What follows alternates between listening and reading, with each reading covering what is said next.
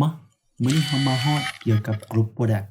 อย่างเช่นว่าเราอยากขายสินค้าตัวที่ว่ามันรวมหลายตัวแล้วมันมีนิยมใช้เอิ้นว่าเป็นเซตมันหั้นนะอย่างเช่นว่าตัวอย่างว่าเราต้องการขายปึ้มเนาะอย่างก็ว่า Monthly Second Semester นะเทอมที่2นักศึกษาทุกคนจะต้องอ่านเนาะอย่างเช่นว่านัก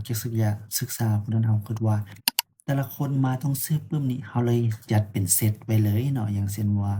ข้อยปึ้มคณิตศาสตร์เอา2หัวปึ้มไซเอนส์3หัวปึ้มคอมพิวเตอร์บุ๊ก4หัวซี้นะแล้วเราอยากให้เขาเอามารวมกันเพื่อง่ายและก็ขายได้สะดวกเนาะเพราะว่าอย่างเช่นว่าเรามีสินค้า3ตัวนี่หมายความว่า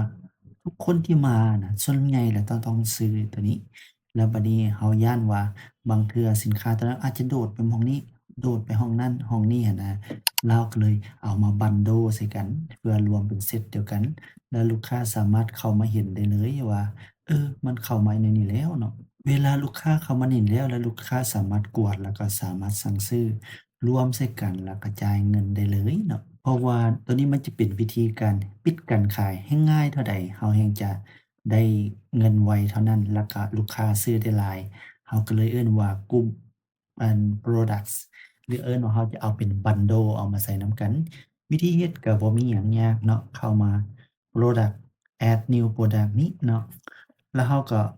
ตั้งหัวข้อที่เราต้องการใส่แล้วเอารูปภาพที่เราต้องการเอามาใส่เนาะ Add Gallery เนาะอัปโหลดรูปเราอยู่ในนี้เนาะเราเอามาใส่ Add to Gallery Add to Gallery Set Update เนาะแล้วหลังจากธรรมดามันจะเป็น Simple Product เนาะเราเปลี่ยนให้เป็น Group Product แล้วก็มาลิงก์นี้ ในลิงก์นี้เราหมายความว่าเราจะต้องมีสินค้าที่ว่าเราคิดว่าได้ขายดีอย่างเช่นว่า MathBook เนาะมันก็จะขึ้นลิสต์ออกมาให้เราขึ้นมา MathBook Science Book อย่างนี้เราเอามาเฮ็ดคือว่าเป็น Bundle หลังจากเฮ็ดแล้วเราก็กดเซฟอัปเดตนี้แล้วก็เราก็สามารถเข้ามาเบิ่งได้เลยสินค้าของเรามันมา มันก็มีเพียงแต่เท่านี้เนาะวิธีการสร้างบันโดลกลุ่ม Product ให้ลูกค้าเขาสามารถเข้ามาเบิ่งสินค้าได้นี่แล้วมันก็รวมเข้ามาในนี้เลยหมายความว่าเราจะง่ายและเราก็สิประหยัดเวลาให้ลูกค้าแฮ่งเขาซื้อได้ไวเราแฮ่งได้รับเงินไวมันจะง่ายให้แก่เรา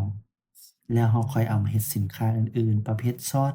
มื้อนี้อาทิตย์หนึ่งเราสังเกตเห็นว่า5คนมาจะซื้อคือกันเราสร้างตัวนี้เลยกลุ่มบันโดล เฮ็ดจั่งใดให้มันได้ขายง่าย แล้วก็เฮ็ดจั่งใดเราได้เงินไวลาก่อนแล้วพบกันใหม่ในคลิปต่อไป